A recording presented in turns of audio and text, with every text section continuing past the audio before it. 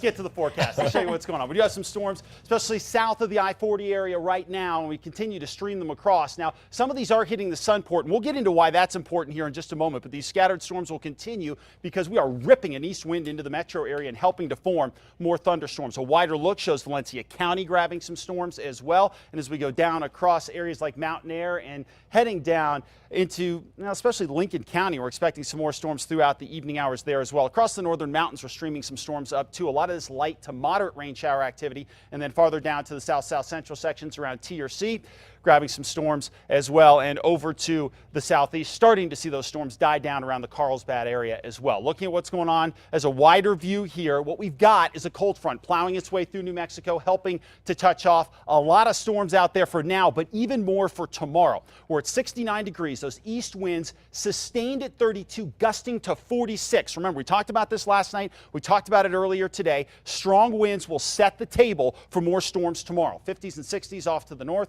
down to the south, 70s and 80s. Looking at the satellite and radar, a wider view here shows the scattered storms will continue here for the next few hours, and then it gets more interesting beyond that, because as we push those east winds in, which we're doing right now at gusts close to 50 miles an hour, that's also transporting in the moisture.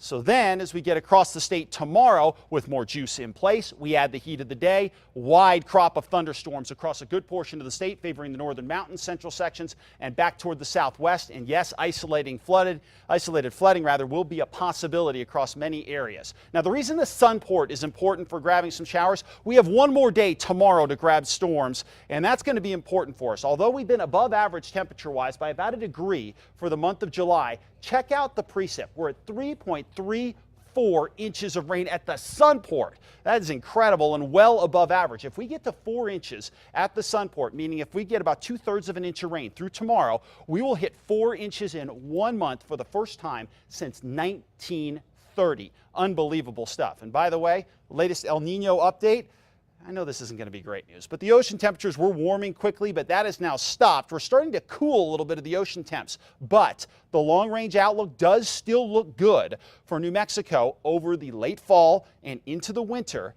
to be above average precip-wise. So we are still looking good. El Nino, though, a little more dubious than it was, say, a couple of months ago. 84 in Durango, 82 Pagosa Springs, 77 in Alamosa, scattered storms. Meanwhile, across the northwest, partly cloudy, some isolated storms possible, and then better chances Friday into Saturday. Across the southwest, temperatures here in the 80s and 90s, numerous storms out there, and over to the southeast, isolated storms for tomorrow, and then that chance continues in a scattered fashion Friday and Saturday. Northeast, you guys have been just pounded with a ton of rain, and that's going to continue because your shot at showers rolls all the way through the weekend at least. Same deal in the northern mountains, where temperatures will be in the 60s and 70s for tomorrow. Out to the east mountains, 70s and 80s, scattered afternoon thunderstorms, and finally here in the metro, a few storms for tonight. And then we bring some more storms in for late in the day tomorrow. Extended forecast. That shot continues all the way through the weekend. So we're ending on a high note precip-wise in July, and we're going to start on a high note in August. You want to talk more weather on Twitter at KRQE Mark? Thank you, Mark. All right. Thank you, Mark.